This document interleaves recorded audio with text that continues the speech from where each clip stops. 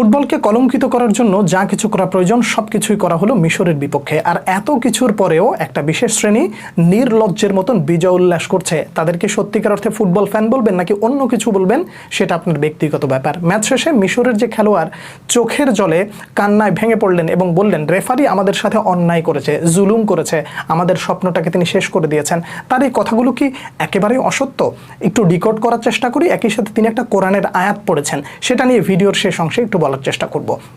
প্রথমত, রেফারির যে সিদ্ধান্তটাকে বাংলাদেশের এক শ্রেণীর মানুষ ডিফেন্ড করছেন যে মোহাম্মদ সালাহর এই সিদ্ধান্তটা, অর্থাৎ সালাহকে যেভাবে ট্যাকেল করা হয়েছে ওটা পেনাল্টি ছিল না।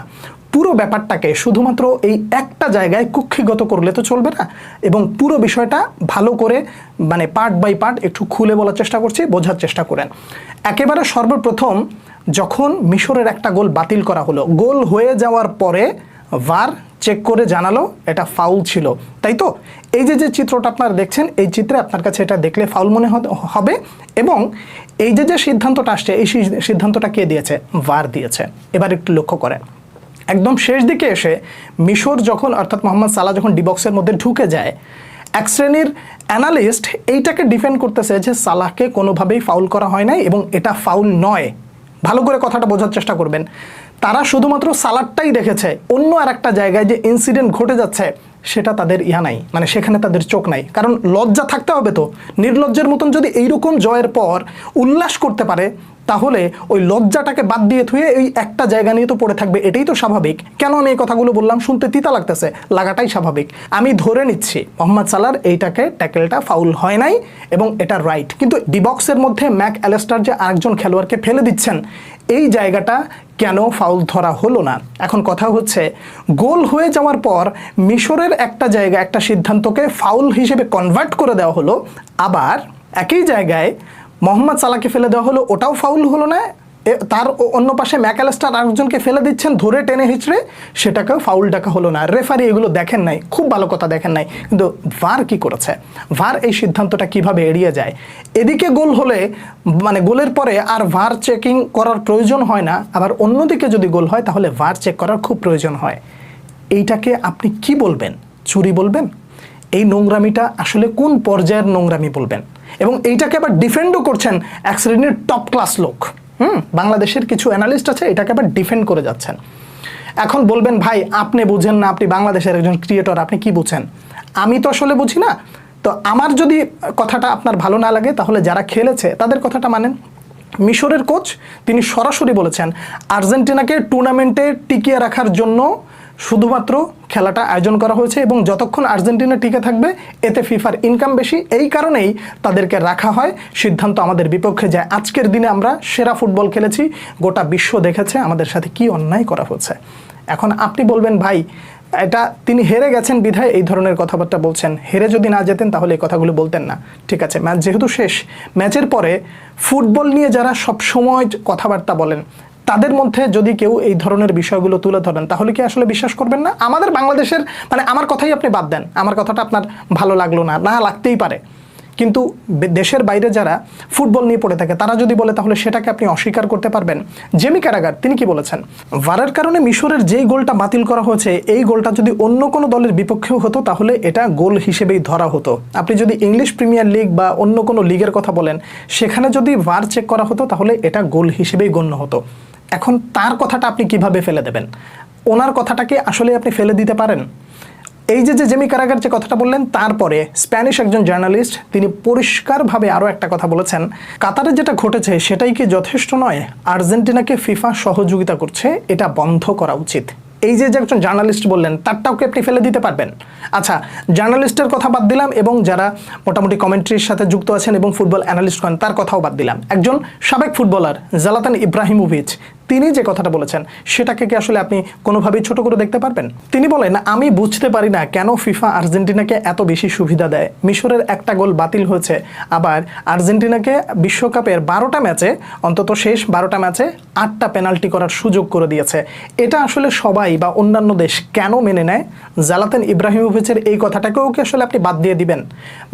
আপনি গোটা বিশ্বের যত জার্নালিস্ট আছে সবার আপনি মন্তব্যটা দেখেন, অধিকাংশের মন্তব্যটাই যদি আপনি মনে করেন যে না একদিকে যাচ্ছে, তাহলে আপনাকে মেনে নিতে হবে যে এইখানে কিছু একটা ঘটেছে। আর এই যে কিছু একটা ঘটলো, এই ঘটাটাকে আপনি মেনে না নিয়ে ডিফেন্ড করে যাচ্ছেন কোন দিক দিয়ে? মোহাম্মদ সালাহর ওইটা কোনোভাবেই পেনাল্টি ছিল না, ওটা ফাউল ছিল না, আপনি ওইটাকে ডিফেন্ড করছেন, কিন্তু অন্তরালে আরও একটা জিনিস ঘটে যাচ্ছে, সেটার দিকে আপনার দৃষ্টি নাই। মানে শিরোপাটা যখন আপনাদের হাতে আসে তখন আপনাদের চোখের সামনে আর কোনো কিছু থাকে না, সব কিছুই সোনালি। আর যখন একটু ঘুরে যায় তখনই অনেক কিছু আপনাদের মতের বিরুদ্ধে চলে যায় এবং আপনারা সেটাকে হজম করতে পারেন না। এই যে মিশরের যে লোকটা, মানে খেলোয়াড়, যে শব্দগুলো উচ্চারণ করেছেন, এই শব্দগুলোর উচ্চারণের আগে আরও একটা বিষয় বলে যাই। ভিনিসিয়াসের মানে এই বিশ্বকাপের চলতি আসরে ভিনিসিয়াসের একটা গোল বাতিল করা হয়েছে না? হয়েছে তো। সেটাকে আপনি বা অধিকাংশ আর্জেন্টাইন ফ্যানদেরকেও যদি আপনি জিজ্ঞাসা করেন, তারাও বলবে যে এটা কোনোভাবেই গোলটা বাতিল করা যায় না। ভিনিসিয়াসের ওই কাণ্ডটা গেল। এরপরে আপনি একটা জিনিস ভালো করে দেখেন, ইউএসের একজন খেলোয়াড়কে লাল কার্ড দিয়ে বের করে দেওয়া হয়েছে এবং সেটা ভ্যালিড। ফিফা কি করেছে, সেইটাকে আবার মানে ফিরিয়ে নিয়ে এসেছে মানে দুনিয়ার চটি গল্প আইনা ভৈরা দিয়া কারণ উল্লেখ করে দিয়ে সেই খেলোয়াড়কে আবার ফিরিয়ে নেওয়া হচ্ছে। বেলজিয়াম একেবারে দাঁত কামড়ে না, একেবারে সঠিক জায়গা মতন একটা উত্তর ইউএসএকে দিয়ে দিয়েছে এবং সে উত্তর আশা করি তারা পেয়ে গেছে।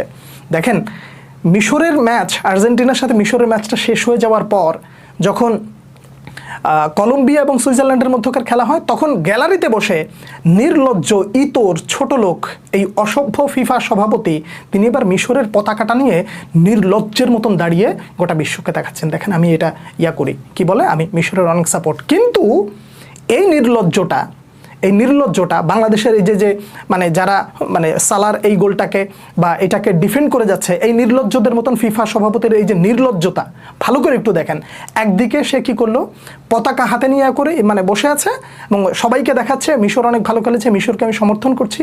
আর খেলা চলাকালীন সময়ে যখন আর্জেন্টিনা গোল করে ইয়া করে ফেলেছে, কামব্যাক ডান করে ফেলেছে এবং জয়টা নিশ্চিত হয়েছে, তখন গ্যালারিতে বসে বসে তিনি আনন্দ উল্লাস করছেন। যখন আর্জেন্টিনা পিছিয়ে পড়ছেন তখন তিনি মনের দুঃখে চোখ মুখ মানে ভাঁজ টাচ করে একদম বেকায়দা অবস্থা হয়েছে। আপনি কোনটাকে আসলে আপনি মানে সমর্থন করবেন?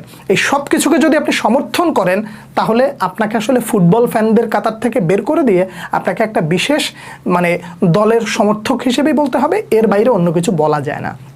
এবার আসেন, এই যে কোরআনের আয়াতটা যে পড়েছে যে হাসবুনাল্লাহু ওয়া নি'মাল ওয়াকিল, আমাদের জন্য আল্লাহই যথেষ্ট, একটা জিনিস খুব ভালো করে মনে রাখবেন, আমি আজ বাদে কাল পৃথিবী থেকে চলে যেতে পারি, কিংবা পরবর্তী প্রজন্ম যখন আসবে তারাও এই জিনিসগুলো মনে রাখবে। আপনাদের কাছে একটা খোলামেলা আলাপ বলে যাই, আর্জেন্টিনা ইংল্যান্ডের সাথে যে অন্যায়টা করেছিল, অর্থাৎ ম্যারাডোনা ওই যে হাত দিয়ে গোল দিয়ে যে অন্যায়টা করেছিল, ইংল্যান্ডের সাথে যেই আচরণটা করেছিল ম্যারাডোনা, সেটার জন্য তারা একটা দীর্ঘ সময় কিন্তু পস্তাইছে এবং মানুষের কাছে আজ অবধি চোরের লকব হিসেবে তাদেরকে মোটামুটি মানুষ পরিচিতি দেয় এবং একই সাথে তাদের অর্জনকে মানুষ খাটো করে দেখে। আর মিশরের সাথে যেটা হলো, এগুলোর জন্য আর্জেন্টিনা দীর্ঘদিন পস্তাবে। মিশরের খেলোয়াড়ের যে মনের যে আক্ষেপ, দুঃখ, কষ্টটা, এই যে ব্যাপারগুলো ঘটে গেছে না, এইগুলো মানে একটা বদদোয়ার মতন থেকে যাবে এবং একটা ফুটবল মানে নেশন উঠে আসতে মানে তাদের উপরে একটা কালো ছায়া থেকে যাবে। ইংল্যান্ডের সাথে যে আচরণটা করেছিলেন, ওইটার পরে আপনাদের উপরে যে একটা কালো ছায়া ছিল, মানুষের ভেতর থেকে বদদোয়া ছিল, খারাপ লাগা ছিল, আশীর্বাদ ছিল না, ঠিক একই জিনিসটা মিশরের সাথে ঘটার পর এবং ফিফা যেইভাবে সহযোগিতা করে যাচ্ছে আর্জেন্টিনাকে, তাদের উপর থেকে একটা কালো ছায়া থেকে যাবে। পরবর্তী প্রজন্মকে তারা মানে পরবর্তী প্রজন্ম, যেমন আমরা ম্যারাডোনার ব্যাপারটা নিয়ে মানে আলোচনা করি, পরবর্তী প্রজন্ম ম্যারাডোনা সহ এই জিনিসগুলোকে চুরি হিসেবে আখ্যা দিবে যে ফিফা একটা দলকে বিশেষ মানে ক্ষমতায়নে বিশেষ আচরণের কারণে ফিফা একটা দলকে সুবিধা দিয়েই তাদের অর্জনের ঝুলিটাকে মোটামুটি আলাদা করা হয়েছে। ক্রিশ্চিয়ানো রোনালদোকে নিয়ে মেসির সাথে যে ডিবেটটা চলে, এই ডিবেট নিয়ে পরবর্তী মানে পরের ভিডিওতে আমি কিছু একটা আলোচনা করার চেষ্টা করছি, সেটা অবশ্যই দেখবেন। আর এই যে এতক্ষণ আলোচনা করলাম, এই বিষয়ের কোন কোন জায়গায় আমি ভুল বলেছি, যদি আমার কোথাও ভুল থাকে প্লিজ আমি আবারও বলছি, যদি আমার কোথাও ভুল থাকে আমাকে আমার ভুলটা বলেন, আমি আমার ভুলটা শুধরে নেব। আর যদি আমার ভুল না থাকে আপনি আপনার সঠিক মতামতটা জানাবেন। একই সাথে এই নির্লজ্জ নির্লজ্জদের মতন এই ফুটবল বিশ্বকাপে যা হচ্ছে, এই নির্লজ্জের বিষয়গুলো আপনার চারপাশে যেগুলো ঘুরছে তাদেরকে দয়া করে একটু বোঝানোর চেষ্টা করেন, না হলে তাদের থেকে আপনি নিজেকে মুক্ত রাখবেন বলে আমি ব্যক্তিগতভাবে মনে করছি।